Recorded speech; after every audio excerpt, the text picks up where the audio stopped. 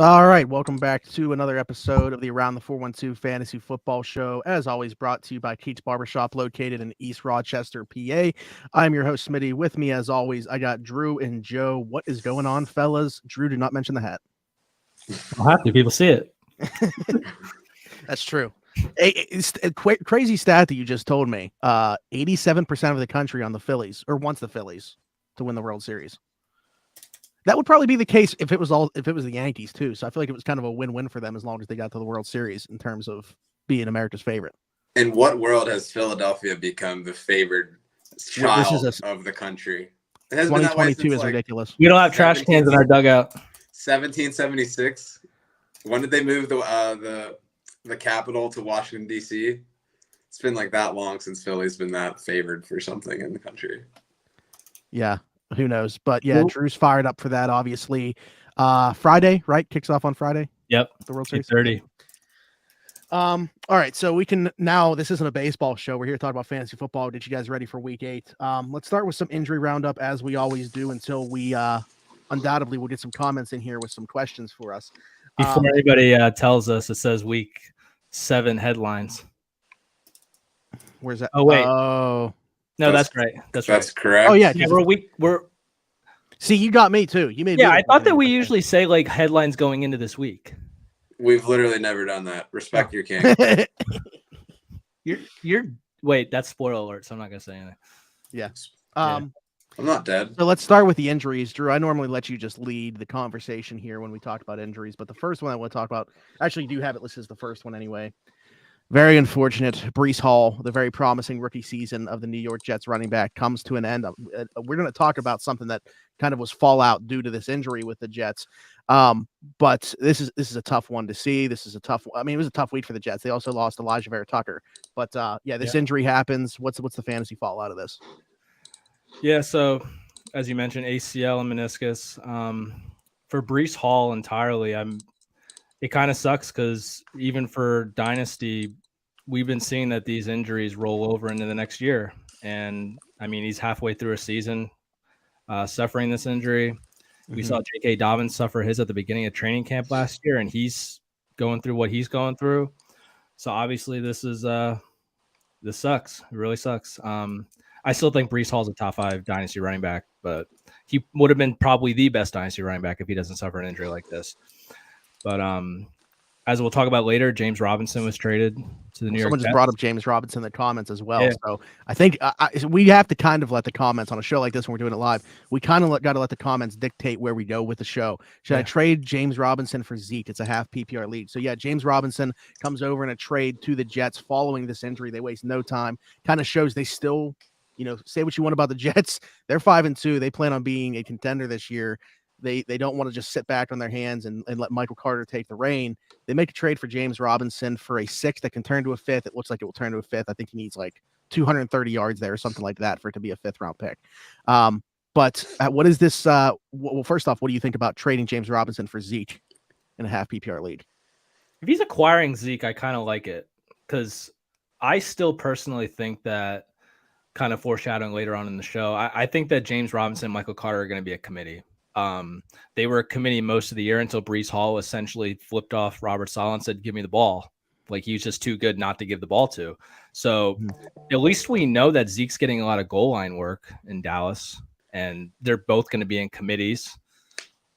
It's not terrible. Here's my concern. I do think that right now that Zeke holds more value. They mentioned today, though, that Zeke might have a torn MCL that he's playing through. And that he's also dealing with some knee soreness. So he looks like he's probably not going to be playing this week. And I don't know if James Robinson's going to be playing either. I think it's a risky trade not knowing what the health status of Zeke is, especially if you're going to be on the receiving end of that. I think that value is going to be there next week. I know that the Jets had said that they're going to bring Robinson on slow.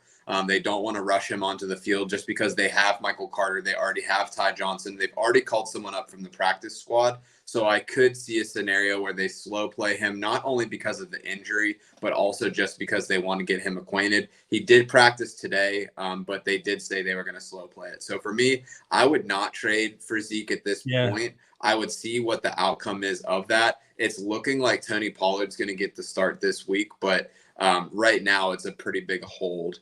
So I don't really feel too good about that trade at this moment in time. I had no idea about this injury. I just looked it up. Yeah, you're right. Sprained knee. Mm-hmm. Well, it kind of came out of nowhere, right? No one was really talking about it until today. It was 3 hours ago while I was still at work and then at the gym. Why didn't you text me? I have many Ravens that flock throughout the kingdom to give me my news. They're just not here yet. Okay. Good question. I ranked Pollard RB18 this week, assuming that we won't see Zeke. And obviously, like whenever Zeke doesn't play, you know what Tony Pollard can do. I'd probably rank him higher than that. I feel like he's been a top 10 running back every majority of the time that he's had a little bit. Yeah, you're right. I mean, I could definitely be talked into that. I mean, if you're watching the scroll at the bottom of the screen right now, there probably is a lot of guys on the back end of that top 10 that I could put Pollard in front of. Yeah, and I think, too, Chicago has a pretty good matchup on the ground. They've currently, if we're looking at half PPR in particular, let me sort this real quick. It's kind of hard to see with one eye, but it is what it is. So Dallas ends up getting the 6th best, 7th best matchup on paper. So if he's going to be the bell cow back for that, I really do like that matchup. Similar to you, Zach, when I made my rankings, I did not have the Zeke news yet, but he's definitely a top 10 play in my mind if he's going to have that full bell cow role. I don't envision them having another running back that would command the type of carries that they would see in a traditional split between Zeke and Pollard. So DFS is completely out the window then too, because he's going to be priced very low. He's going to be priced very low. This completely changes the outlook of what we're going to talk about then. That's a good point too. I might even with Pollard's ranking for me, I did do that. I had seen that Zeke missed practice and wasn't really sure what was up, but I was like, okay, even if Zeke is active, I feel like Pollard could take on a bigger role. So I had him at 18. If you're saying he's not going to play, and with that matchup, I'm probably in the top dozen for sure. But we got some other stuff here, obviously, coming in. I did some more reading really quick before we transition. It looks like Zeke's injury, they don't seem too concerned. It's a matter that they have the bye week next week. So they're looking at it so they can give him 2 weeks. It's questionable about trading for him right now, but like it might not be as severe as we initially think based on reading some of this initial news. Yeah. Okay. Would y'all trade Kamara and Juju for Kelsey? Non-PPR, my other running backs are Taylor, Gus Edwards, Etienne, and Chuba. My wide receivers are Diggs, Keenan Allen, Amari Cooper, and Lazard. Yes. Yeah. Easily. If someone is willing to give up Travis Kelsey for Kamara, who's kind of struggled this season a bit, and Juju, who has had some pop weeks, but they're really distributing the ball over the field. And because it's a non-PPR scenario, Travis Kelsey is long and away the best tight end in fantasy football still. Mark Andrews kind of has this mysterious knee injury that he's battling through. So it's really interesting to see. We also saw news today that Andy Dalton is going to continue to be the quarterback moving forward for the New Orleans Saints, despite Jameis being healthy. I don't really have a strong feeling on whether or not that's good or bad for Kamara, but I do think that leans towards them still utilizing like Taysom Hill in a capacity that they have been in the last couple of weeks, which obviously is going to limit the amount of times that Kamara is going to get the ball. But if you can get the best player in a position and you still have serviceable guys, looking at that list, having Jonathan Taylor, you have Taylor, Edwards, Etienne, Chuba Hubbard. Those are 4 startable running backs that you have. You can even plug one of those into your flex. I don't think that you're losing a lot going from, say, Juju to Amari Cooper, especially knowing that David Njoku, who we were going to talk about in a little bit with his injury, going to be out for multiple weeks. That's going to be an uptick for Cooper for targets as well. And Green Bay is kind of just struggling overall, but I think that's more than enough. And if you're getting Kelsey back, I like that a lot.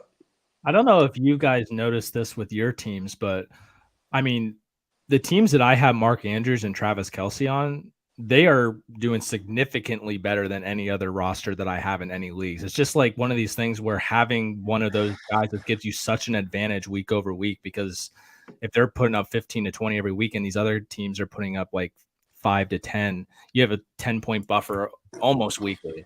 This is going to be kind of controversial and probably in poor taste, but I'm going to say it anyway. If I had this trade on the table already, what I would do is I would wait until Saturday to accept the trade. I would play Kamara and Juju this week and then get Kelsey afterwards, because the trade takes 2 days to process. Realistically, the person should fight that and make you accept that trade now so they get those players for this week. But I would envision, if you're a person that's trading Kelsey right now, they're on bye, you need wins, and you're trying to do something to get where you need to be to get in the playoffs. So if you are in a situation, I have one of my teams, I'm 2-5 right now, and I have Kelsey on bye. So that's something that I'm heavily considering this week, is should I give him up? Because really, you need to go at least 7-6 to get into the playoffs. So it's like, I don't have a lot of wiggle room. And is it worth trying to run the table with Kelsey, or do I try to trade him, get something big back so that I can kind of have like an extra life to avoid the going into next week with that 6th loss? It's funny you say that, what you do, Drew, about your best teams. I am 1-6 in my lead with Mark Andrews, and listen to this roster and tell me how that's possible. Well, I started out with Trey Lance as my quarterback. Obviously, he got hurt. Tua Tagovailoa is my quarterback now.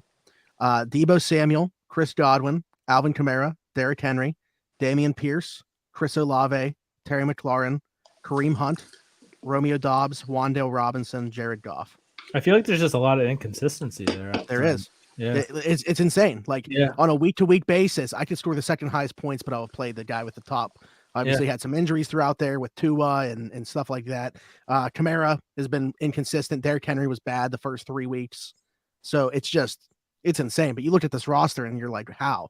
How is it possible? On a week-to-week basis, I'm projected like top 3 highest points in the league. It's a stupid game. I don't know why I spend time talking about it every week. We literally have a show talking about it. And, rank these three rest of season PPR in a redraft. Amon-Ra, Olave, Pittman. What a rough go as of late for Amon-Ra St. Brown. So unlucky. Yeah, He's on the injury obviously if we want still a believer in the player. Okay, well, that's a good. So let's talk about the injury first, I guess, and just kind of tie it in together. So his injury, the reason I put it on here, I thought it was kind of interesting and something to note. So he left the game with a concussion. Okay. But did you hear Dan Campbell's talk yesterday about the team? Well, they said he didn't have a concussion. He said they didn't have a concussion. But because of the new rules, he was questionable in sense that he had some instability. So he was automatically out. So this is like something that's like not good for fantasy week to week. We obviously want these guys to be healthy, but like you could fall on the ball, get the wind knocked out of you, and they might think you have a concussion, and then you're out. I don't know. That sounds like a bit of a stretch. The dude definitely got bopped in the head. Yeah, but you know what I mean, though? Like, if you get up and you're just like, you have to catch your breath and you're like bobbling a little bit just because like your lungs, you know what I mean? Like, they're looking for instability. I guess, but I feel like there has to be more grace than, he got the wind knocked out of him. Like, yeah, but you're taking a shot when you get the wind knocked out of you. You know what I mean? Just someone can just put their pads right in your chest. You fall back pretty hard. Like they're gonna have to find a balance there. Yeah. I don't think it's gonna be in this season that they do. I think it's something they're gonna have to revisit. Yeah. So for this season, I agree that it's going to be something that unfortunately is going to affect fantasy in this way. Yeah. But okay, so to answer this question though, I don't know, because I love all 3 of these players, but like with Pittman with the quarterback situation, obviously, Sam Ehlinger's QB1 now there. I feel like Amon-Ra St. Brown is like a clear number 1 to me. Yeah. And then there's like this weird, do I trust the health of the other Saints receivers? If I think that they're going to stay and continue to be hurt, then Olave becomes like option number 2 for me, because I think that Dalton can support him better than Ehlinger can support Pittman. We've also seen a weird emergence of Paris Campbell this season. And then you also, if you noticed last week, Campbell, Alec Pierce, and Pittman all had like they played all snaps. So they're really moving into like a 3 wide receiver formation. Jonathan Taylor also had his career high in receptions last week. So they're looking to move the ball more. I really think it's a toss-up between those two. So it's almost like there's a clear one, in my opinion, and then like a 2A, 2B. Mm-hmm. If I had to rank one over the other, I do think that the New Orleans Saints, they get some people back that are going to be healthy. So for that reason, I'll put Pittman at 2, Olave close behind him at 3. I'm the one that read this question, and then I started talking and forgot it was a question about the rest of the season and not just next week. So yeah, I'm actually in full agreement with that in terms of the order there. Amon-Ra is clearly the number 1 to me. You could say maybe a little bit of a toss-up between Olave and Pittman, but I'll lean on the Pittman. I have Pittman at 3, and I don't. To me, that's pretty easy. I think that with Sam Ehlinger playing now, it's going to completely change this offense entirely. Like, he's way more athletic than Matt Ryan is. He rushed for over 2,000 yards at Texas. I just think that it's going to change. They're going to run the ball more. He's going to be more mobile. The thing that we liked about Pittman coming into this season is that we talked about how Matt Ryan picks a guy and just peppers him with targets. That's no longer a thing. That's fair. Mm-hmm. And I like Chris Olave, and I don't think that Thomas and Landry are going to impact anymore. I think that he just shown that he's a really good player, and Andy Dalton is the one that's really made him step up. Like, Winston's been out for a while, and Olave really came on with Dalton. I think that Dalton staying at the quarterback position might actually help him long term. But again, Amon-Ra is clearing away that, like, he's a stud. But I have a slight edge for Olave, and I'm concerned about Pittman moving forward, especially for the rest of the season. That's a good point. I would like it. Obviously, we can't, but hey, let's revisit this question like next week when we see Indianapolis play a game with him as the starting quarterback. I get your point about the rushing yards in college, but I feel like that's kind of, I don't want to say that's always the case, because obviously there are quarterbacks even in college that aren't more mobile.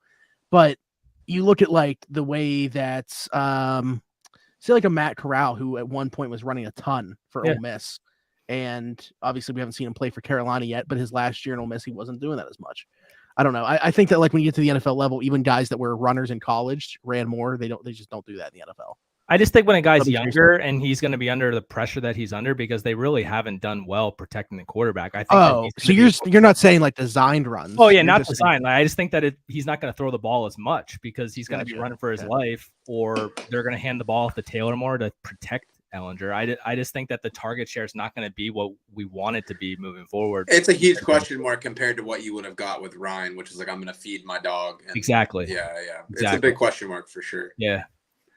Would you guys trade ETN, Walker, or Mixon for Amon-Ra? Would I be overpaying? I wouldn't trade ETN or Walker. I would trade any of those guys, but I would prefer to trade Mixon if I had to pick one of the 3. I think that looking at the trade charts that we've used in the last couple of weeks from Peak from High School, in a full PPR scenario, he actually has Amon-Ra St. Brown in a separate tier. And then, so that's tier 2. And then Mixon, Walker, and ETN are all like in the tier below that. ETN and Walker have obviously been climbing as they've performed in the last couple of weeks. I think that ETN is potentially a sell high. It's going to be interesting to see how they utilize him. He did get 80% of the snaps last week, but I don't think that they just want to abuse him like this is his first year in. He'll probably end up in somewhere like a 65 to 70% like share. And then we'll see who emerges. Like, is it going to be like Snoop Connor or something like that for Jacksonville? Or who's the other guy that they just were talking about? Is it Hasty he used to play for San Francisco? JaMycal Hasty. Yeah, so you can see him getting some work. But I think the upside play for both of them there is really good. I think that Joe Mixon, although he has the higher draft capital, they've really struggled running the ball. And you saw last week, they finally abandoned it and remembered that they have 3 really good wide receivers and just dominated last week. I don't see why you would move away from that. So to me, I think Mixon is the best trade chip. I think a wise person would be looking at Kenneth Walker just because what he's done. ETN is the biggest wild card. But if you can move any of those guys, I think I'd feel comfortable with it. But I don't think that it would be an overpay by any means. I think that too. You got to look at the age gap here. Mixon's 26. The other two are 23 and 22 years old. So, I mean, if there's like a huge talent gap, that doesn't necessarily come into play. But if it's all pretty close, and you're talking about a dynasty lead here, why wouldn't you lean on the side of the 23 and 22-year-old? Is this dynasty? Oh, even if it's, I guess. Even if it's redraft, I think that they traded James Robinson because they want to feature. Sure, I would still, I could still get behind that, but I guess what I'm saying is it's close to a no-brainer for me if we're talking dynasty with the age gap. Yeah, and it's like I feel like Mixon's performance has been primarily volume dependent. It's not like he's running the ball well and just hasn't had the opportunities. Randy did say it's redraft. Yeah, so for me, Mixon kind of holds that value because it's like, oh, he'll turn it around, he'll do this. You've seen him; he's been getting a lot more receptions this year. If it were me, I would want Kenneth Walker. I probably would not accept a trade for Mixon for St. Brown personally.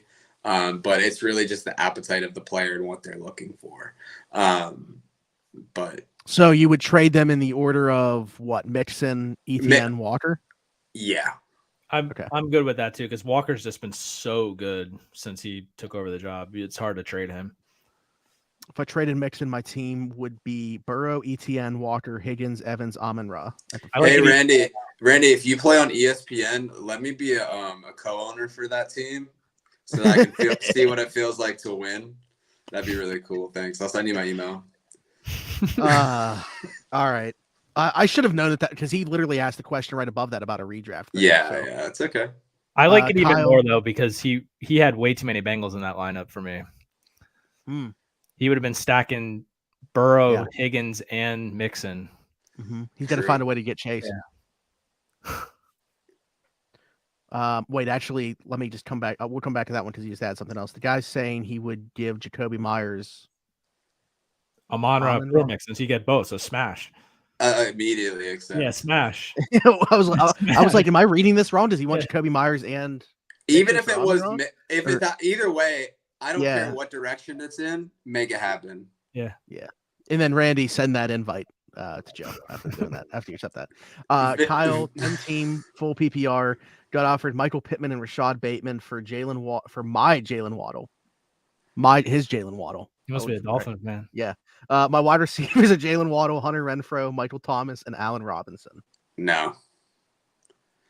I think, Drew, this is not that this is one of the few ones, but you really nailed this one on the Rashad Bateman thing. I think a lot of people coming into the year expected him to be more of a kind of like safety valve, secondary target, but he's really a Go ahead, just say it with me.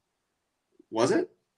I loved Rashad Bateman coming into this year. I don't know if I said it on here. I was the only, I did too. I thought he was going to be like one of those like later, like 7th, 8th round receivers that you can get and get like the volume there. And like, I know how the Ravens have been with receivers.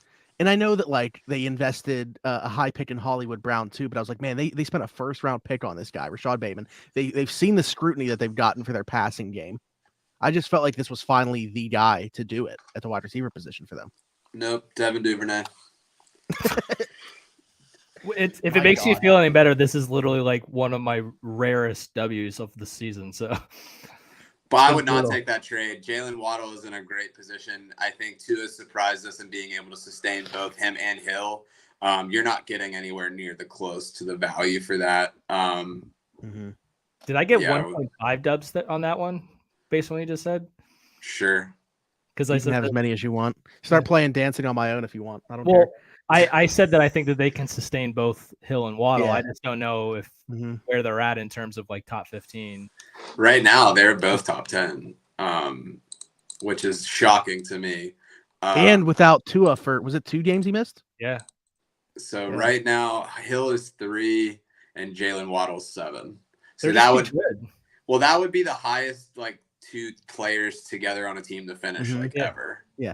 But the thing is, we've said it was possible. Okay. It's just literally, historically, it's never happened. So I just felt like they were too good. It's just they're too good to doubt. But that's why these trends are meant to be broken. Congrats to them. We'll see if they can keep it up though.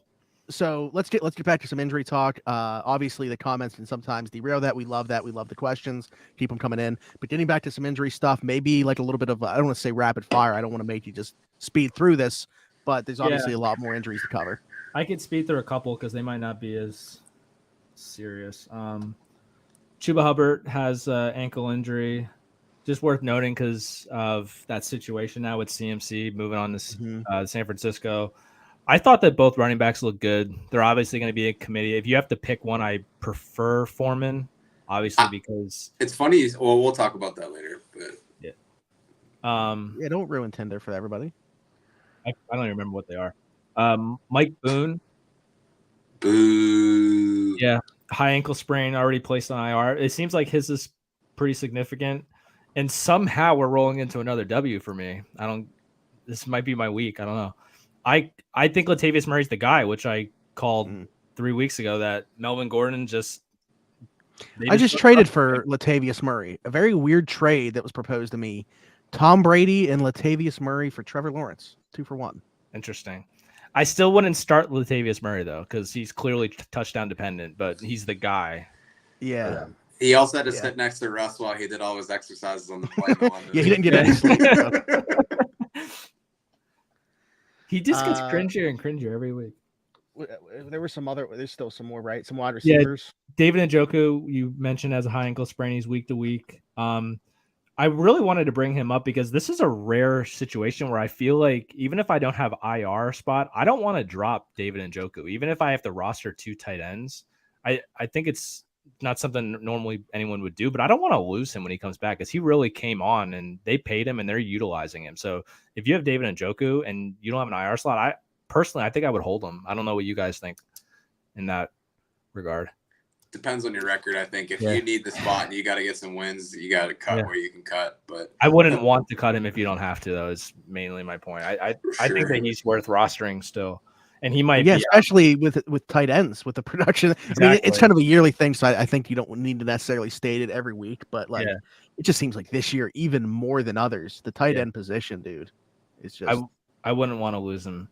DK Metcalf, so he injured his patellar tendon, which when you hear that, typically that's like wide open, like scary. I remember Victor Cruz tore his patellar tendon, and he was like completely washed at that point after that happened. But they're saying that he didn't tear it. He's definitely going to miss some time. And this is going to be a rare opportunity where I say that Tyler Lockett is someone that I wish I had on my team. Very rare.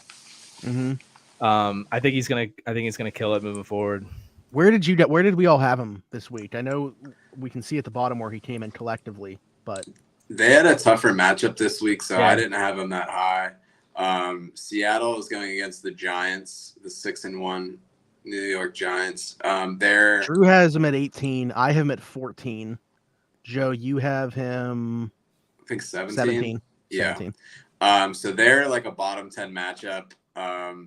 We'll see how it shakes out. The Giants have been a lot more susceptible to tight end play than wide receiver play, so it could be like a sneaky matchup for someone like Will Dissly, who they have a lot of tight ends that they utilize in that offense. But that's why I stayed away from them in DFS later, because I just don't know which one to pick. What about so obviously they're a tough matchup for a receiver. That's why I guess you could say we're kind of fading their number one option and Lockett a little bit, but the opportunities to be there. What about the guy that popped off last week in Marquise Goodwin? Yeah, I like him moving forward for sure. Okay. Just not this week. Yeah. Yeah, Pete Carroll was actually really weird about the whole DK Metcalf situation, which I feel like is kind of a thing with them with injuries. Yeah. Because you said that they said he's going to miss time, but I thought when Pete Carroll spoke, he said he didn't want to roll him out yet. They haven't. Yeah, they're being very coy about the injury. It's very bizarre because the severity and how it sounds and the way that they're talking about it, it doesn't really line up. But to your point, Goodwin was on the field for 38 out of the 71 offensive snaps, 22 routes run, which was second on the team, 5 targets. So not a bad backup option if you're pretty desperate, but I personally wouldn't feel too comfortable with him there. But beggars can't be choosers sometimes. So, yeah. I wanted to add one more thing too that I missed when we were talking about Breece Hall. He was actually on the injury report last week for having a knee injury. So there was like a little bit of a precursor coming into this week that he had some instability in his knee. So it's like really sad, like that ultimately happened. Also, I love the way that Joe has to take a drink. It's hilarious. I've watched every single time he takes a step, like coming in at an angle. Are you able to roll your eye back for when you take the mask off so we can see it looking really bad? Well, I actually popped my eye out for the costume because it's a lifestyle. Makes sense. Dedication. Yeah, I appreciate that. I shaved looking like Daniel Bellinger over here. Jesus. Could you imagine he rolls in next week? Dude cracks his orbital bone, then just like plays a whole football game with like one of these on. Be so dope.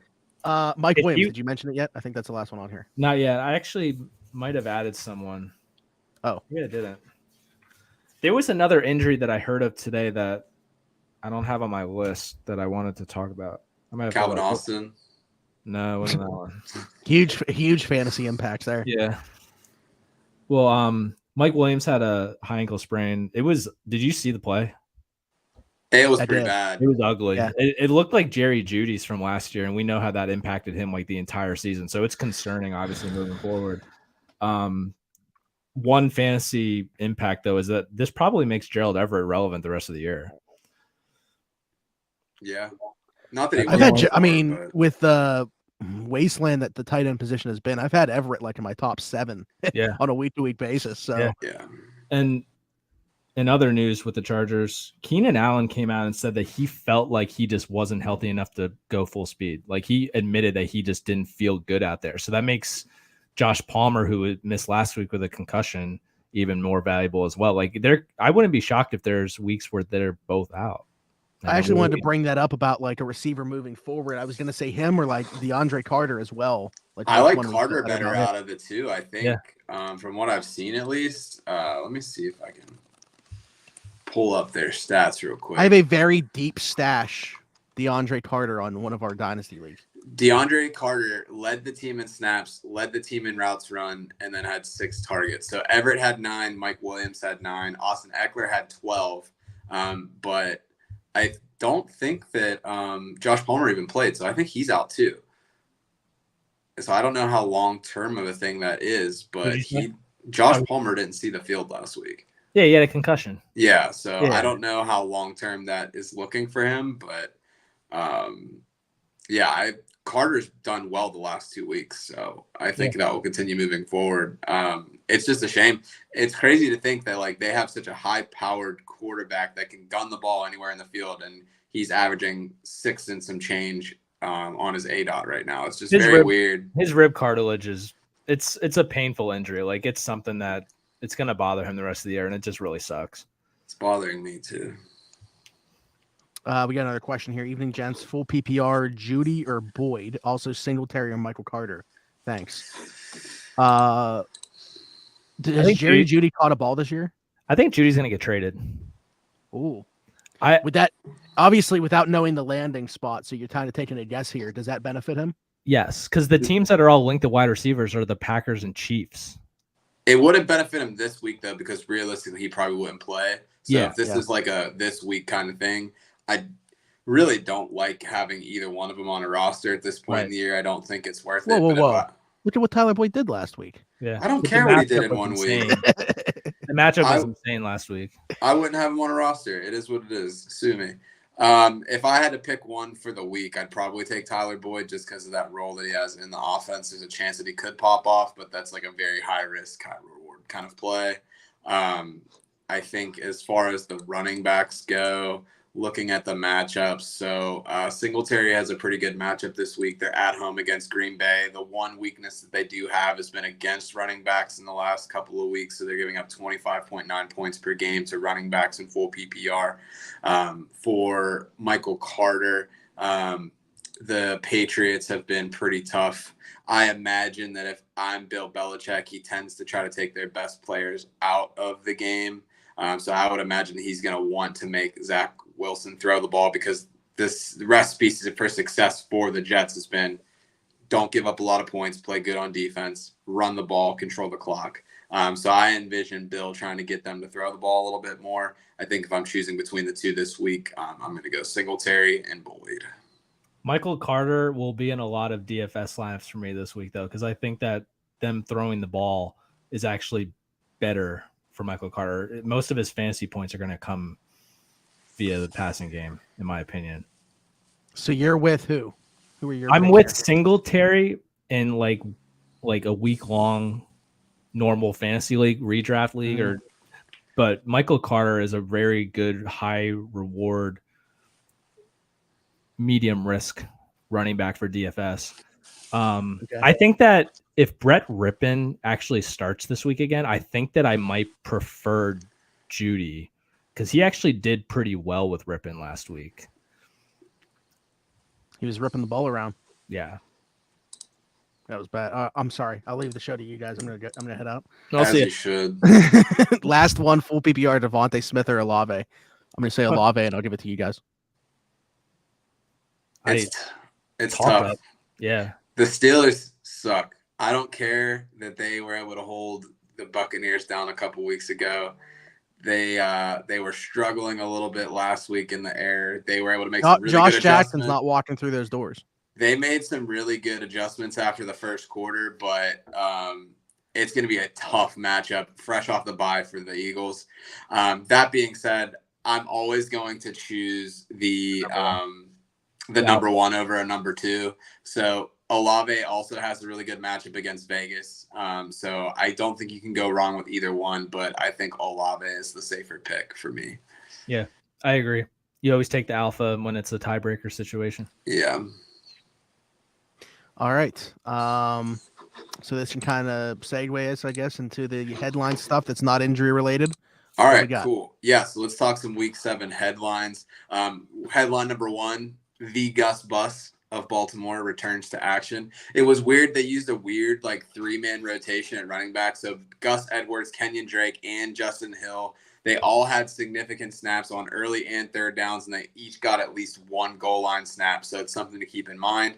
It looks like Justice Hill was more of like the fourth quarter games out of hand kind of back, but we'll see what happens. And then he fumbled. Yeah, he also fumbled. What'll be interesting to see is that the Ravens have one of the easiest remaining schedules. So you could get like these backs in a really good position. We know there's going to be some vulturing that happens with Lamar being such a running threat. And it's also interesting to note that last week, none of those running backs caught a pass. I feel good about Gus Edwards coming back and being a fantasy starter moving forward. There is a chance that Drake could carve out some sort of role, but I think it's apparent that as long as Gus Edwards is healthy, that he's going to be the back to own for Baltimore. And we'll kind of see what happens. But first game coming back from injury, I think what he has done is what everybody hoped what J.K. Dobbins, Cam Akers kind of situation looked like. And I'm really happy for the guy because he didn't get to play football for about 2 years. So it was definitely a feel-good story there. So anything to add from you guys on the Baltimore front? Not really. Not anything you didn't say already. I I like just the way don't he really looked. have good vibes about Baltimore's offense for fantasy right now. And it could just be the fact that I roster Lamar in a few leagues and he's kind of been killing me. Yeah. He was the injury. He has a hip injury. Oh. He Gus? was the Lamar Jackson. He was the injury that I was thinking of. He's suffering or struggling with a hip injury. So what was he limited today? I think it's been bothering him for weeks. So Was he a limited or DNP? He's practicing through it. It's just Okay. one of those like maybe he's not actually struggling with an injury and it's the Russell Wilson excuse method. But I read somewhere that he's I like how struggling we're with just going to call it that now. Yeah, because dude sucks and he just has a shoulder injury now, a hamstring injury. Is that a cat? Broken heart. Yeah, my There's a cat. My cat Hey, wants to sit on my lap. She's Better than that better is than me. crickets. Yeah, it's that one's definitely me. So all right. So we'll see what happens in Baltimore. But it looks like good things ahead for the Gus Bus. Next interesting topic from Week 7. And for whatever reason, it seems like Atlanta is still allergic to throwing the football. So just some stats for you on the game last week. Atlanta trailed by 10 or more points on 91% of their offensive plays. They ran 29 rushing attempts and 16 passing attempts. We are looking at a situation where Drake London had at least 50 yards in his first 3 games and now has gone 4 straight with under 50. Is there anybody that y'all feel comfortable starting on this offense, regardless of matchup, given the way that they are refusing to throw the ball right now? Knowing that Tyler Algier has maybe one more week of fantasy relevancy before Cordarrelle Patterson comes back, and that Mariota isn't really chucking things around, which is sad to say because Atlanta has the easiest remaining schedule for wide receivers. So you got to hope that maybe they would open things up at some point. No, to answer your question, no. Yeah, I don't feel comfortable. Would y'all hold them, or is it like I'm just dropping them at this point in a redraft league? Like, at what point do you cut that bait? I'm holding Pitts because yeah, I mean, I don't know how you just drop him. Yeah, I'm just gonna hold out faith and hope that one day he rewards me. Okay. I guess like as far as Drake London, I'd hold him too, probably. I probably am, but like I think that there's a little bit more of a conversation if for some reason there's somebody out there on the waiver wire that's available that makes more sense. I wouldn't care about freeing up a roster spot via dropping Drake London, but I couldn't do it with Pitts. Yeah. Okay. Did you guys see I added Olamide Zacchaeus in one of our dynasty? I did not. Why?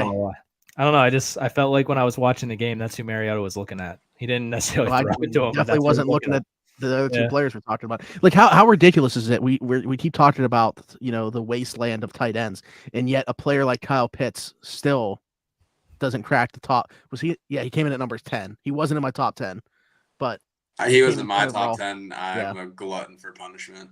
I did that for principle. Listen, and I really do like Greg Dulcich, but he's literally behind Greg Dulcich. I had Greg Dulcich. I think he's good. You guys had him in front of Irv Smith in front of him too, which I couldn't stomach. But his matchup is good. That's the reason why I did it. Yeah. All right. So last but not least, Week 7 headlines. We touched on it a little bit at the beginning of the show, but the Colts are going from old man Matt Ryan to the new Sam Ehlinger. So the run-pass ratio wasn't where things have been in the last couple of weeks for the Colts, but it ended up being a pass-heavy game script just because of the way things unfolded. We mentioned this earlier in the show, but Taylor had a career-high 7 catches, and if you noticed the week before, who was the guy that filled in for him? Deion? Yeah, Deion Jackson. Yeah, Deion Jackson. He also was very involved in the passing game. So it is possible that there's going to be more pass work from the running back position moving forward, which would be good. But this was the worst remaining matchup for Colts running backs. So Taylor could be a buy low if you have somebody that's desperate. That being said, Frank Reich mentioned today that the plan is not to have a run-first offense with Ehlinger at QB. They definitely want to get Jonathan Taylor going, who's struggled a bit this year, but they're looking for more explosive plays in the passing game than what they've seen so far. And I would expect that they're going to try to use Ehlinger kind of to what Drew said, get him more mobile and get the ball down the field based off of him like on the run. If we look at his preseason games this year, played pretty well. He went 24 for 29, 290 yards, 4 TDs while rushing 6 times for 71 yards and a touchdown. So what do y'all think of the fantasy prospectus in Indianapolis as a result of this quarterback change?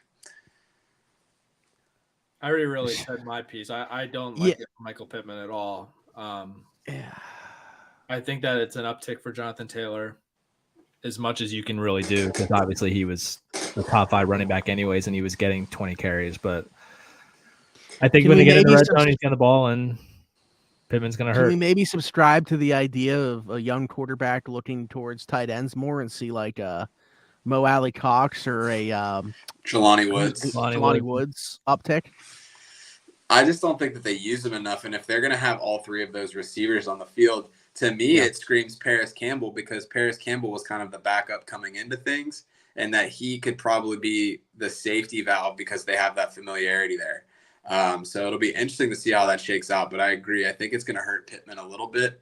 But if they can get the offense moving a bit more and kind of have more opportunities, it could be a good scenario for everyone involved. But Frank Reich, it's looking like he could be out the door. And funny enough, he's somebody that I've heard in conversations quite a bit for like the Steelers' potential offensive coordinator for next year, because I think he would be fired and would be a good fit for like a young Kenny Pickett. But we'll see. That division is pretty trash, so they need to get some dubs because they're not like out of it by any means for the season. So. Titans got that division locked up. It's over. You They know already what? have Ever since wins against them too for tiebreakers, and I watch put over. money on the Jaguars, they just sunk downhill. I feel bad. They got cursed by me. Can you cash out and then they'll start winning again? Maybe I should. I got some 82 friends cents or that are something. Jaguars fans. There you go.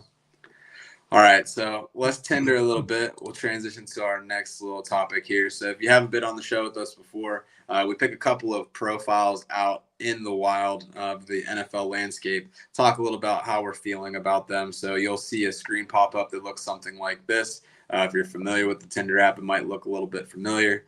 But if we're feeling the profile, if we're excited about what's happening, we're going to give them a big yes, which will be signified by the green heart. And if we're not really feeling what's happening, then we're going to give them that red X, and then we'll swipe left and move on to see what we have out there. So our first profile is going to be the one, the only, Justin Fields. He's come on as of late. So if you look at the stats from last week, he was actually a top 5 quarterback.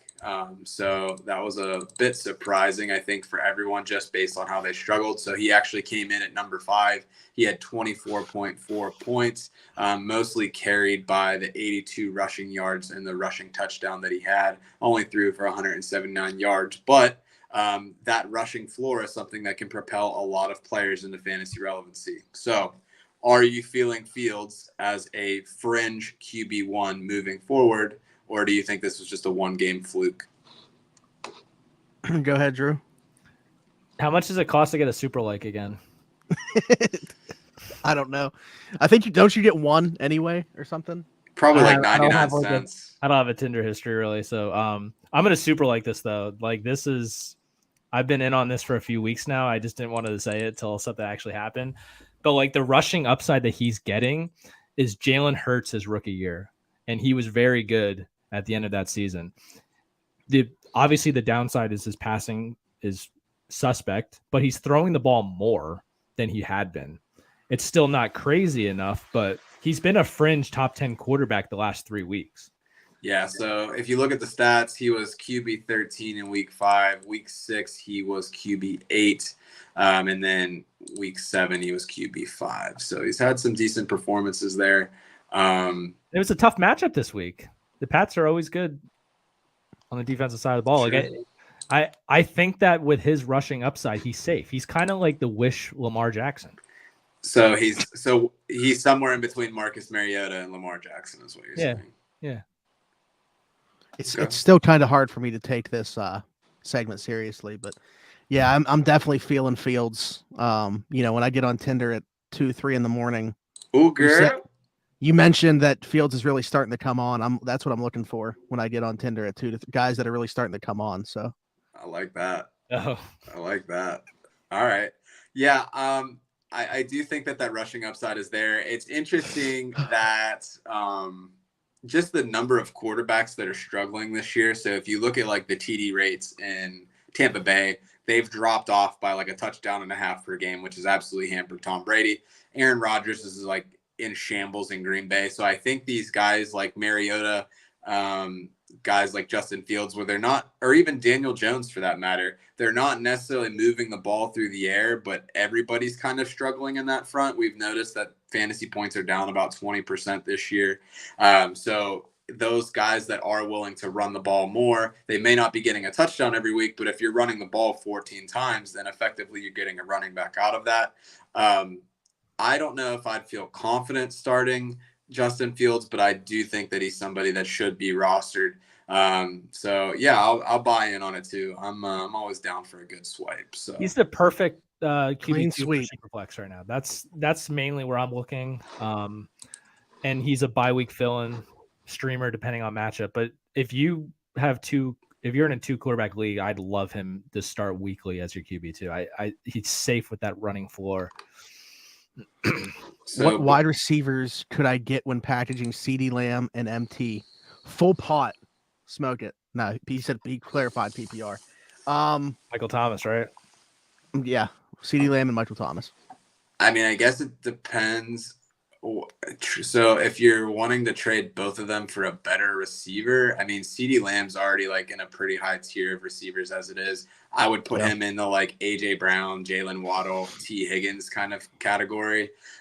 You might be able to get someone to bite. I think a great buy low, if you can buy low on somebody right now, would be Amon-Ra St. Brown, just because he had the injury struggles. He's had the bye week. So owners may be a little bit frustrated with him right now.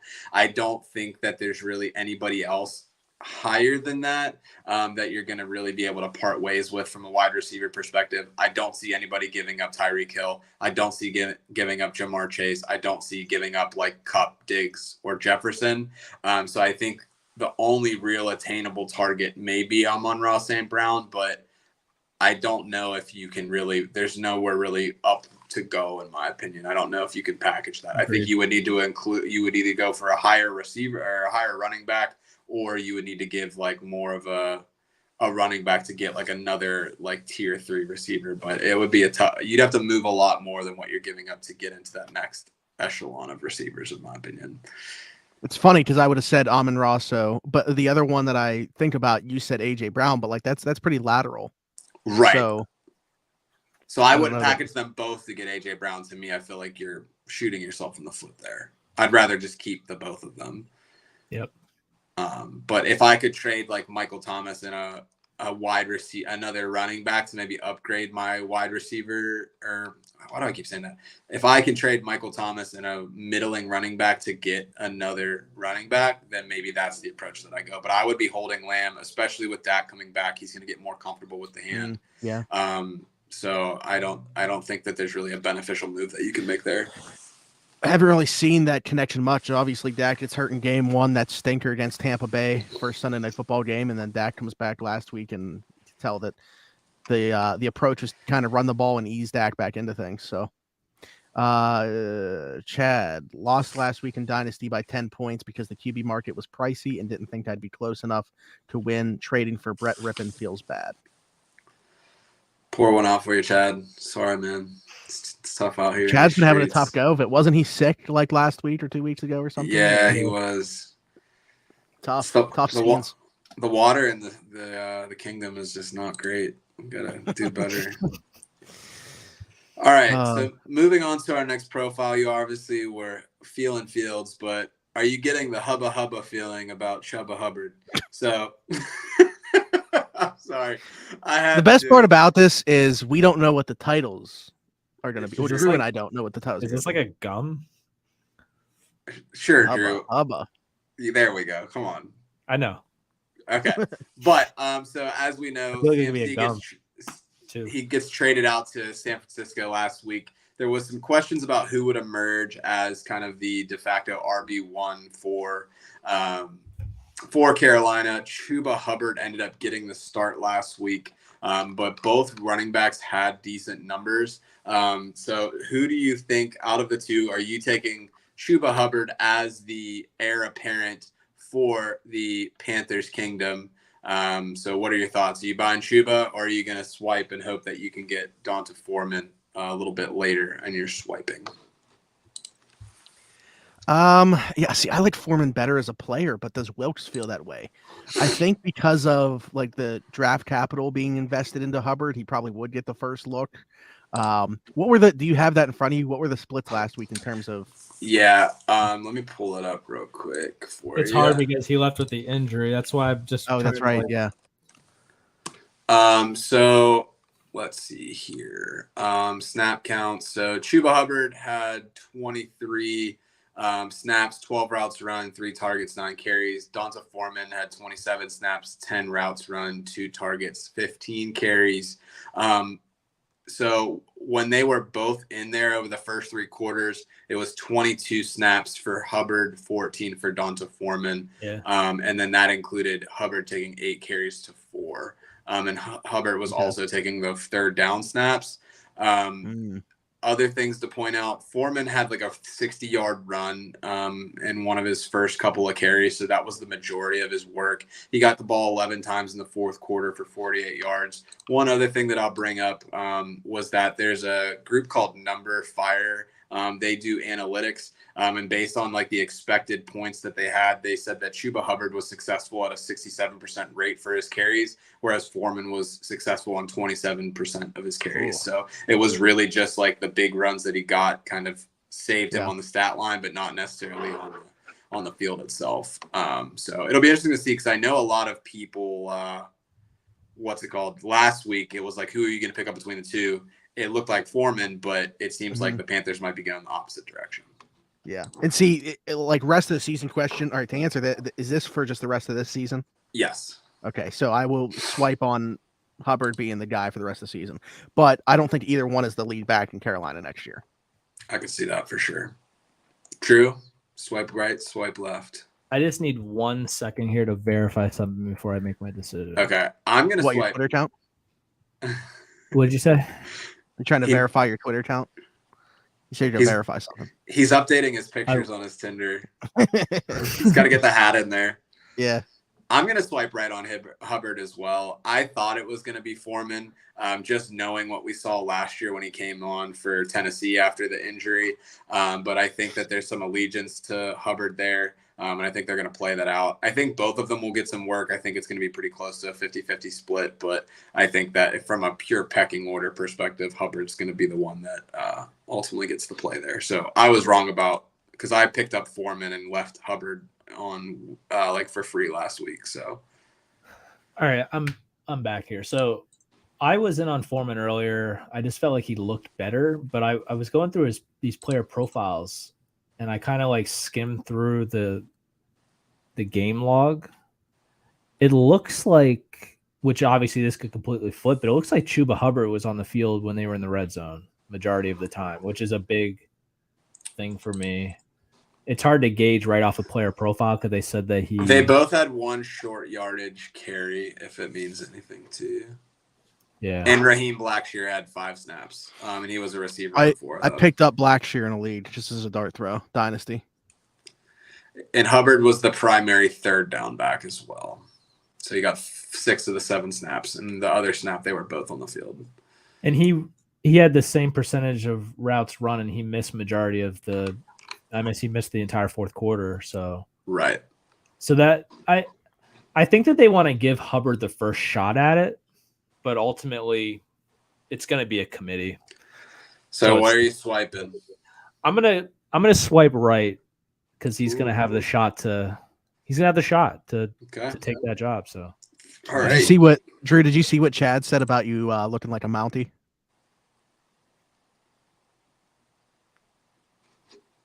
The world's going to see it now. It's actually, he's only wearing it because it's Phillies. And because I'm Amish. So when I pull it back here, it makes more sense to you, right? Yeah. All right. Back to Tinder. We got to get back to technology here. Okay. So one of the things we talked about earlier in the show was the big trade sending James Robinson to the Jets. We already know that Michael Carter is there. Ty Johnson is there. They're running the ball a lot in New York. Are y'all buying James Robinson as the back to own for the Jets for the rest of the season? I don't like this name as much. I think you could have gone with like J-Rob, the Heartthrob, or something like that. Oh, man, I'm so ashamed. That's so good. You know what? I that on the spot too. Yeah. That was so good. So this one's tough, very tough. Michael Carter doesn't seem like a back to me that can handle that type of workload. Obviously, like, as soon as the Breece Hall news dropped, they were on the phone trying to get James Robinson there. So I don't know how much it's going to mean for week 1, but like rest of season, to me, James Robinson is the back to own for New York. Boom. Okay. Drew? I definitely think he's the running back to own based on how you said that. I still think this is going to be more of a committee than we realize, but I think that if out of the two, he has the best shot at being a weekly staple in your lineup over Michael Carter. But I do like Michael Carter this week. Okay. So you guys are some floozies and just swipe right on anything. I'm actually going to say Power hour. I'm actually going to say no on J-Rob the Jet. I think that we've seen in Jacksonville that he is kind of allergic to catching the football. He doesn't really get a lot of work in the passing downs. I think that's something that Michael Carter can excel in. And I do think that they're going to distribute the load just a little bit more. That's me on fantasy football Tinder. Oh my God. So I think that he'll obviously get some of the early downs, but I do think that the PPR role, like Breece Hall was getting a lot of work in the passing game. I don't think that that's the role that James Robinson is going to take. I think that Michael Carter moves into the Breece Hall role, and then James Robinson moves into the Michael Carter of old role. So I actually like Michael Carter a little bit better, but we'll see how it shakes out. That's kind of a bold take. If we can get this information quick, and I know Breece Hall being there would change things, but like how many times has Michael Carter actually carried the football this year? Well, you look that up. The thing that does it for me is that they gave up capital to get him. So I feel like if you're going to trade for a guy, you're going to utilize him. Yeah, I mean, we're talking a 5th round pick. I don't know. They still feel like he's an RFA at season 10, I believe. Yes, he is an RFA at the end of the season. So if we're looking at he has, let's see, 2021. He currently has 66 carries on the year. 20 receptions. It's less than 10 a game, so. It's actually still more than I thought, though. So Chad mentioned, and I don't know if he was saying about this, really feels like it will be the Jags offense from weeks 1 to 3, but with a worse O-line and quarterback. Yeah, how is Zach Wilson 5-2? And I know it wasn't him. Yeah, Joe Flacco was there, but their defense is amazing. And but I was just saying too as well, like the offensive line is only going to be worse, losing Elijah Vera Tucker this week along with Breece Hall. Sure. So, yeah, but I'm sticking to it. I think J-Rob will be the guy. 2-1. You're outnumbered, Joe. Sorry. This is my kingdom. I still win. You're right. Maybe your vote should count as like 5. So really, we lose 5-2. Send them to the wall. Get them out of here. All right. So moving on to our next segment of the show, we're going to get into some only fantasy. Every week we all subscribe to one player that we think is really going to give a lights out performance that we want to subscribe to this premium content. So we'll go around the horn. We'll give out our picks from last week and tell you how they did. And then we'll provide the subscriptions that we're making for this week. So to kick things off, Drew, who did you have last week? How did they do? I had Josh Jacobs last week. Things went pretty well. You've been on a bender lately with this stuff.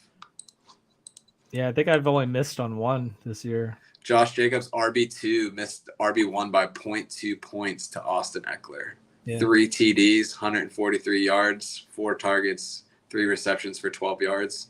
Not a bad day. 36.5 fantasy points in full PPR. He's arguably the top running back in fantasy right now. You could argue for him, Kenneth Walker, and Austin Eckler, in my opinion. I would say Eckler just because of the receptions that he's getting right now. It's just absurd. With it, what do you talk like the last 3 weeks, rest of season? What do you mean by the top? I just mean like the way he's playing right now. I just feel like he's the top guy. I wanted to be a little more riskier this week because I don't really have much to back myself up on this call. I just think that I went with Travis Etienne, and I just think that they traded James Robinson, and they just want to feature him this week. I just have a gut feeling that he's just going to get the ball a crap ton. His matchup isn't terrible, but it's not great. It's like middle of the road. He had an 82% snap share with James Robinson on the roster last week. It's not going to get worse than that. I just have a gut feeling that he's going to be a top 10 running back this week. Just because it's time to show what he is. Give him all of the work. Did you see the video that they were showing on Twitter today? It was about, he apparently has like webbed feet or like duck feet, and he's able to maintain acceleration as he's turning because of the way that his feet are constructed, that like he's like able to like maintain that when he's like making turns, which like normal people apparently can't. Now. In that video, is he wearing a shoe? Because I kind of like I kind of want to see him run barefoot, and I want to see it like roll. It's like game footage, but yeah. Interesting. It was wild. Travis Etienne, there's 42 running backs that qualify. Etienne ranks 2nd in yards per carry, 3rd in explosive plays, and 5th in missed tackles per attempt. And he was one of those guys coming out of school that he had like a pretty high athletic profile, right? Like he was like a 10 out of 10 kind of guy, wasn't he? Yeah, it was like a track star too. Yeah. The dude's just so talented, and now that it's his first week as the guy, and I just think that they're gonna show him off. All right. Cool. Zach, talk to me nice. How'd last week go? Last week I had Brandon Ayuk, 7 for 82, not bad, obviously. 11 targets. I mean, he catches a touchdown, different conversation. Still a solid day at the office for Brandon Ayuk. Led the team in targets, by the way. I'm going with a guy that really only has one solid week of production this year. Obviously, a widely talked about possible trade commodity. It sounds like Carolina's not going to do it, but we'll see. DJ Moore. I looked at the matchup. Not Travis Etienne. Well, we could double up. I think he is going to be that good. But DJ Moore this week going against Atlanta, who's given up 53.6 points in the last 3 weeks to the position. DJ Moore finally having a real strong week. PJ Walker has actually looked pretty decent for them, and Steve Wilch gave him a vote of confidence, saying even if all 3 quarterbacks are healthy, PJ Walker, we're going to give him the shot to play. This is actually a stack that I would probably have if I was a DFS player. We'll see if Drew touches on that at all.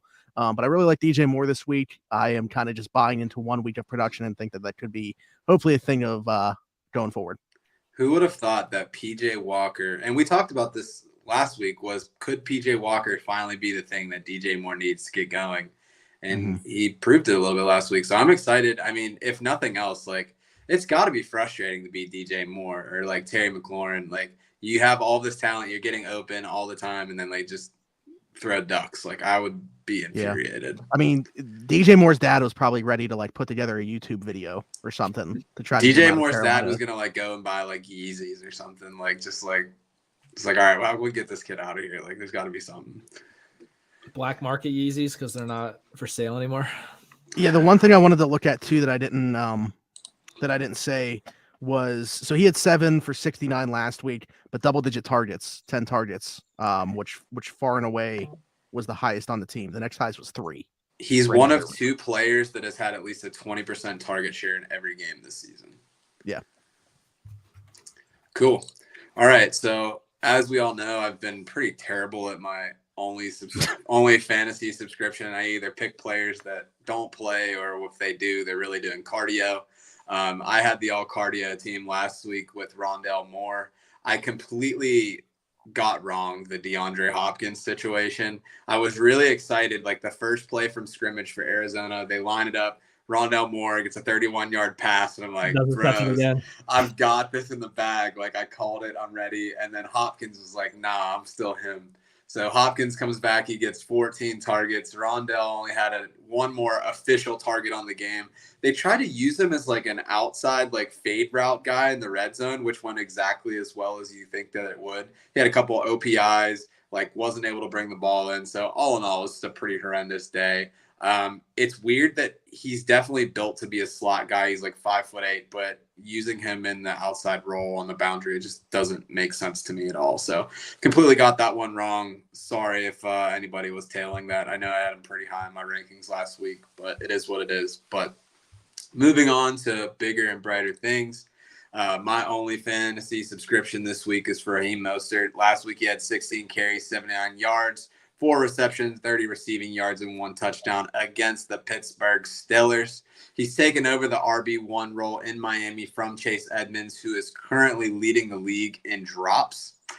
So he's been floating around a 70% target share, and he's had 13 targets since week 4.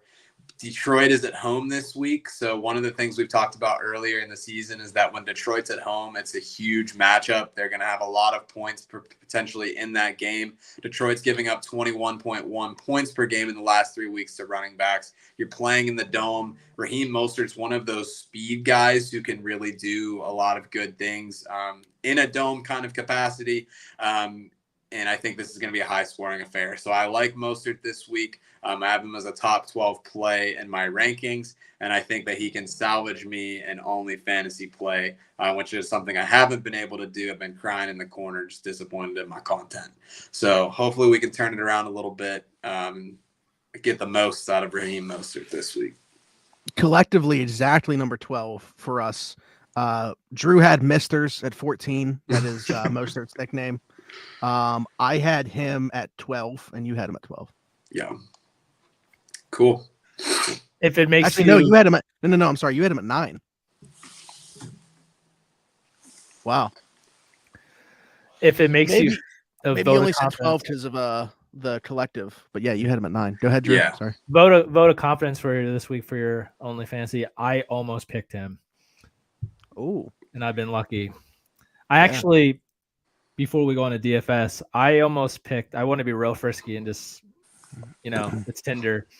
I almost went with the San Francisco defense as my only fantasy of the week. But against the Rams. Are you talking about this week or just a week in general? This week against the Rams. Oh, wow. Woof. Yeah. All right. So, yeah, DFS. Drew has prefaced by saying he's not feeling that great about this week from a DFS this is a risky one. So I will pull up Joe's charts, which, by the way, Drew said that I'm copping out with my DJ Moore, just picking whoever's giving up the most points to the receivers. Yeah, he's 100% correct on that. I think it's a great idea. Yeah. All right. Here we go. So a lot of these guys we've talked about that I have on my lineup for this week. It is a much riskier lineup. Last week, if you tailed DFS, we won some money, which was pretty nice. So it was more than what we paid all season. So that was nice. I went with PJ Walker. As you can see on the chart, Atlanta's getting absolutely destroyed by quarterbacks and wide receivers. So for the risk, I decided to stack PJ Walker with 2 of his wide receivers this week. I paid up on Derrick Henry, which caused me to do that. Derrick Henry's just been destroying Houston in his career. And you saw what Josh Jacobs did to them last week. Austin Eckler did the same thing 2 weeks ago. That they just, when you have the Texans, find the running back on the opposite side and just play him in every league you can. So Derrick Henry came in at like 8,200. I went to Raheem Mostert as my RB2, which we already discussed. I will consider putting Tony Pollard into this lineup now that we know about the Zeke information. I paid up on Saquon as my flex, so I think that I would probably replace Saquon with Tony Pollard and save some money there. Real quick on Derrick Henry before you move on. Yeah. So in his last 3 games against Houston, he has 673 yards and 7 touchdowns. Solid. It's just like insanity. Solid. So you get a boost when a running back has more than 100 rushing yards. I wonder if you'll get a boost if he has more than 200, because I wouldn't double be shocked. Boost, no way. Whatever his over is set at, I'm picking it. And literally could be anything. Yeah. His over's at like 200. If it's 1,000, I don't care. Wide receiver, I rolled with DJ Moore. Zach already talked about him. The whole Panthers thing is PJ Walker is secretly playing for a job. They gave him a vote of confidence. Like, Sam Darnold's back and they're sticking with Walker. So he has to play well if he wants to play on the field. So I went with PJ Walker, rolled with DJ Moore, obviously. The other stack, I actually went with Terrace Marshall because this is a surprising one. Yeah, last week he went up to a 86% snap share. And in he's DFS, taken the Robbie Anderson role in the offense, essentially. Yeah, he really is. So when you play DFS, you want to spend low on a guy like this at 3,000 and just hope that you're a week early. He played 86% of snaps, didn't really ball out. He had some targets. Hopefully this is the week where he gets into the end zone and we get a sneaky 20 out of him, and that's the way you win. So DJ Moore, Terrace Marshall with the PJ Walker stack, and then the Steelers are getting destroyed by wide receivers. So I didn't want to pay up for AJ Brown because I paid up for Derrick Henry, so I rolled with Devontae Smith. Hopefully, I don't really want him to score touchdowns, honestly. So hopefully, he just gets a bunch of catches. He had like a week where he was like 10 for 10, like a couple weeks back. We'll just stick to that, give him 100 yards, and get a solid 20 out of him. And then at tight end, this was actually kind of tough for me because there's some obvious teams that we've been picking on week over week at tight end. The Seahawks. Daniel Bellinger got hurt last week. He's probably not going to play. So I stayed away from them because the guy that they have backing him up, I've never even heard of. So I felt like it's probably a bad idea to play him. I might consider him in some long shot DFS lineups, but I wanted to go with Irv Smith here, who had the 3rd best matchup. He's kind of been...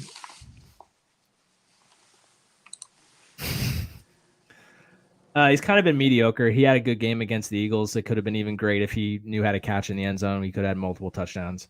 So I'm just going off a matchup here. He was pretty cheap. He was the 9th costly tight end. So hopefully he pays out. And then, as I mentioned, I like the Niners defense this week.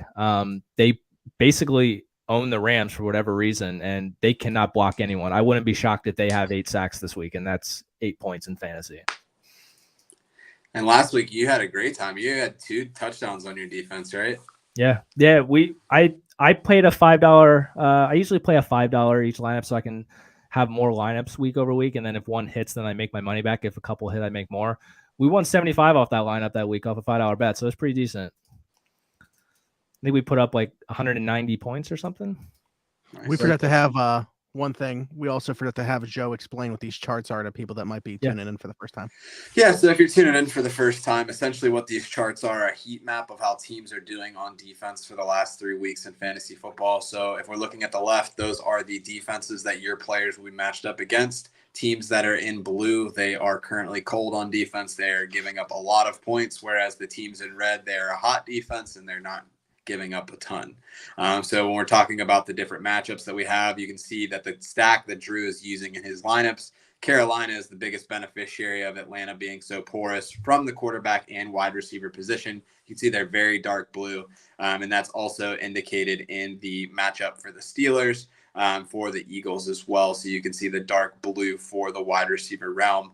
If we're talking about how the matchup for Derrick Henry is good, we can see that Houston's very dark blue for the running back position. And then if we look at the very bottom, although the Rams are a good team on defense, that they're a team that you don't want to go against. If you look in that dark blue square, defenses that are playing against the Rams offense have been putting up a lot of fantasy points in the last 3 weeks. So there's no analysis that's really going into this data set. We're not weighting it based on the teams that they're playing it or anything like that. But because there's so many different changes that can happen on a week-to-week basis, this is looking at a smaller data set so that you can account for those changes as things happen. So that way you're able to make some better lineup decisions. This doesn't mean we're going to bench our studs because they have a bad matchup. But if you're looking at players that are like an RB2, wide receiver 2, or potentially a flex play, this can give you some better insight on how to build your lineups to best maximize your chance for winning week in and week out. Good stuff. All right. Anything else? I just want to point out one more thing. There's some matchups on this chart for DFS that I definitely would have had in lineups, but unfortunately they're not in the main slate. So it's kind of tough to have lineups this week with Ravens and Bucks unavailable, Broncos and Jags unavailable, Packers, Bills, Bengals, and Browns unavailable. So that's why I paid up for Henry. I guarantee he's going to get me at least 30. Get the 100-yard rushing bonus, and then he had to pay down for a guy like Terrace Marshall, but let's hope that we're a week early. This bald cap really hurts my head. Let me just say that. What? Does it hurt more than when you rip your eye out so you can like really? Yes. Right? Yeah. Currently, yes. But I think it's because I have 2 on. Maybe 2 was too many. I thought you said you shaved your head. I did. Maybe. You want to do an update on your belly button piercing? Oh yeah. So in a great sounds ridiculous. So one of the things that I said going into the season was that I don't see a scenario where Pat Freiermuth comes within 1.8 fantasy points per game compared to George Kittle. So if we're looking at the full season, something that's really promising that happened in the last week is that George Kittle actually overtook Pat Freiermuth and is now 0.6 points ahead of Pat Freiermuth on a point per game basis. So we're trending up. George Kittle is not being utilized as a blocker anymore. The one thing that does concern me is that there's going to be some passes that go CMC's way, and like how's that going to impact the offense. I'm praying that that's the downfall of Brandon Ayuk and not George Kittle because Belly. I think they're all just going to bounce each other out. And Deebo Samuel on my boy's downfall. Deebo Samuel got hurt. Well, Deebo Samuel also had his first non-PPR game for over 10 points last week too, and he's running the ball a lot less. Oh, trust me, I know. So we'll see what happens with it. We didn't actually really talk about the CMC situation. He got traded on Friday after the show. Who cares? Do you I mean, he's obviously still a must start, but are you worried about them canceling each other out a little bit? No. I mean, he came in at RB4 for us. Well, I mean, like Deebo Samuel might drop back a little bit. I think that it benefits Deebo Samuel, and I think it benefits Christian McCaffrey because Christian McCaffrey is now in an adult offense and not playing for the Panthers. I think that Kyle Shanahan will maximize what he has, and I think that Deebo Samuel will be a better receiver because he doesn't have to run the ball as much. Could that have negative fantasy implications because Deebo doesn't have the ball in his hands? Maybe. Yeah. But if you look at last year before he became like the running back receiver hybrid, he was a top 4, top 5 receiver week in and week out. They're going to scheme both of those guys the ball. I think that's going to leave guys like Ayuk and Kittle. They're going to have good games, but they're not going to get the volume that they did. But you have to focus the offense on those other two guys. Like those other two are just more forgotten about. And it could be like a Tyler Higbee situation where it's like, I'm focusing so much attention over here that you have this wide open thing that's happening, which who would think that was going to happen from Kittle? So I think that overall the offense is going to get better. The team's definitely going to get better. I mean, they went to the NFC Championship games. So they're definitely all in. I think it was a bit of a steep price to pay, but when you have 6 third-round compensation picks, like who cares? So it'll be interesting to see what happens, but I'm not concerned about either one of those players. John Lynch, shake hands, Les Snead, F them pick. Verbal meme. Last thing I want to mention, as always, it will be the last thing that I mention on every show leading up to Christmas. A couple GoFundMes to talk about. The Isla Keen Fund went over 32,000. I actually think it's closer to 33,000 now than it is 32,000. One of my friends, Dalton Keene, passed away. Coming up on a month now, and he left behind a 2-year-old daughter. They set up a GoFundMe to help provide for her future. Like I said, that's around $33,000 now. The link to that will be in the bio of this, no matter where you're watching or listening to that. Invite anybody who can to donate, share, whatever you can do. We greatly appreciate it. To lead into that, as always, we talk about it. This is year 5 of rocking around the 412. In the first 4 years, we've raised over $20,000 to help provide Christmas in its entirety to families in the Pittsburgh area.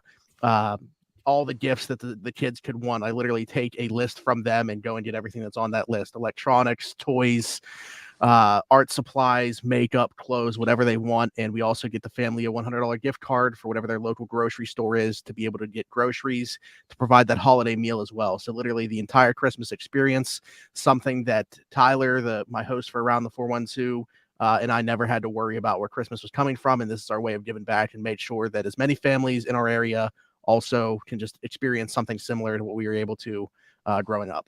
So the link to that will also be in the bio of this show, wherever you're watching or listening to it. And you can just search Rocking Around the 412 on GoFundMe. You can search Isla Keen Fund on GoFundMe, or Rocking Around the 412 is our pinned tweet on Twitter. And also we've tweeted out the Isla Keen thing, multiple times every single week. So you won't have any trouble finding it if you're on Twitter. Other than that, until next week, we wish you the best of luck in your week 8 matchup, unless you're playing against one of the 3 of us in whatever league. For Smitty, for Drew, for Joe, this has been the Around the 412 Fantasy Football Show. We'll see you guys next week. Go Phillies. Happy Halloween!